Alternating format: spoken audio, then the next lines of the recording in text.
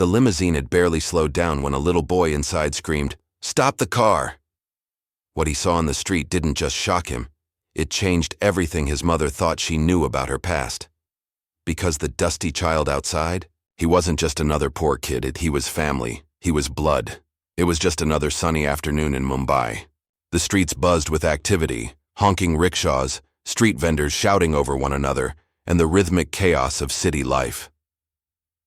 Inside a black Mercedes limousine, insulated from the noise and heat, Meera Kapoor adjusted her sunglasses and tapped through emails on her tablet. She was one of the most successful businesswomen in India, head of a booming tech company, and her schedule was always packed. Her 7-year-old son, Arav, sat quietly beside her. He usually spent these rides playing games on his tablet or reading his favorite comic books. But today, he wasn't doing either. His face was pressed against the window, eyes scanning the world outside. Then suddenly, "Mama, stop the car!" he shouted. Meera jumped, nearly dropping her tablet. "Arav, what's wrong?" "Please, stop now," Arav insisted, his eyes wide with urgency. The driver glanced nervously in the rearview mirror.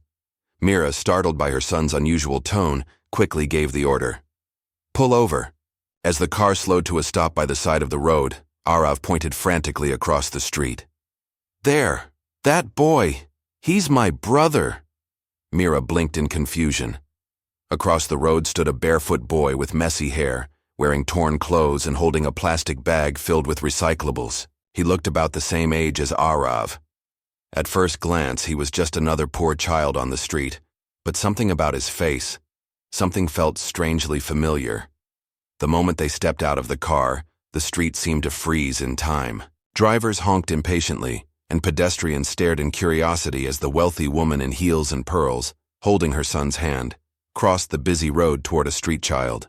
The boy, clutching his plastic bag, noticed them and backed away instinctively. Fear flashed across his face. Life on the streets had taught him not to trust strangers, especially ones in clean clothes and polished shoes. "Wait," Arav shouted. "Don't go. I won't hurt you." The boy paused for just a second, confused by the desperation in Arav's voice. I think we're brothers," Arav said, breathing heavily. The boy's eyes narrowed. His lips parted, unsure if he should run or speak. Meera caught up, her heart pounding. She finally stood close enough to see the boy's face clearly. Her breath caught in her throat. His eyes, they were the same as Arav's. Same deep brown hue. Same slight slant. Even the small birthmark above the left eyebrow, the one Arav had since birth, was there.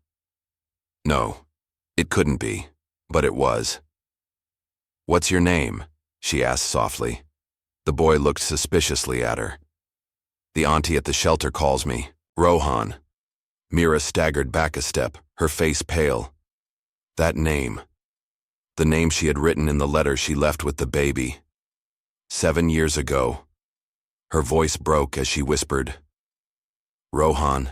The boy nodded cautiously, and suddenly, Meera's world began to spin. As she knelt on the pavement, the noise of the city faded.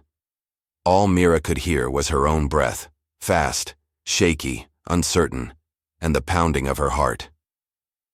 Rohan stood awkwardly, unsure what to do. He had seen many things in his short, difficult life, but this was different. No one had ever looked at him like this before, not with fear or pity or anger, but with pain. Deep, unforgettable pain. 7 years ago, Meera had been a very different woman, trapped in a violent marriage, pregnant with twins and constantly afraid.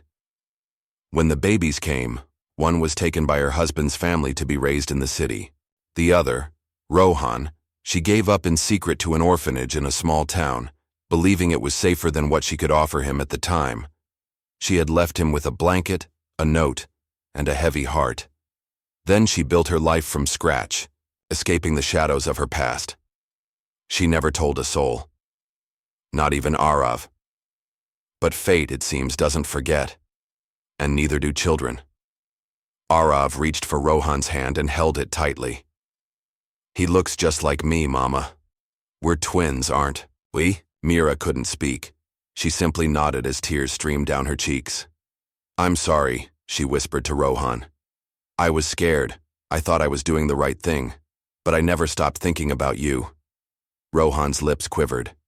Can I come with you? He asked. They brought Rohan home that very night.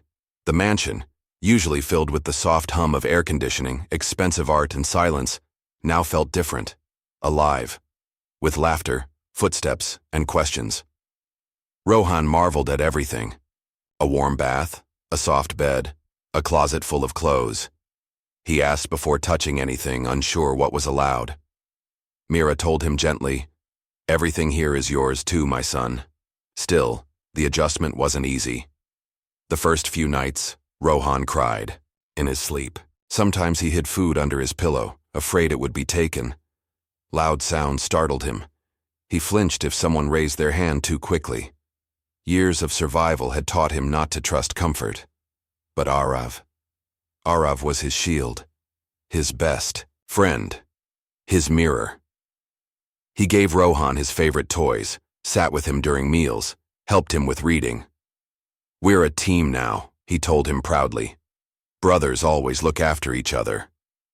One day, while showing Rohan around the house, Arav took him to a photo wall. "This was our birthday last year," he said, "but next time, it's going to be your birthday too." Rohan stared at the photos, the cake, the balloons, the smiles. "Do you think I belong here?" he asked quietly. Arav looked him in the eyes. "You've always belonged here. We just didn't know where to find you." Weeks turned into months. Mira took legal steps to adopt Rohan fully, giving him the Kapoor name. She also hired child psychologists to help him adjust and began donating to the orphanage where he had lived, ensuring other children wouldn't be forgotten. Rohan, too, began to change. He laughed more. He asked for bedtime stories. He learned how to swim, how to play piano, and how to trust. On Raksha Bandhan, he tied a Rakhi on Arav's wrist for the first time. They both cried. Mira often stood by the window and watched the two boys play. In the garden, their giggles echoing through the once quiet mansion. She thought about how close she had come to never seeing that moment, how easily she could have buried the past forever. But one voice, one small, innocent voice, changed everything. "He's my brother." Words spoken without doubt, without fear. Just love. And in the end, that love brought healing, reunion, and a future none of them could have imagined. Sometimes the richest people aren't the ones with the most money, but the ones who find what they lost, love without conditions, and forgive what once hurt them. Arav didn't need proof or permission to recognize his brother. He just followed his heart. And that made all the difference. Like and subscribe if this story touches your soul.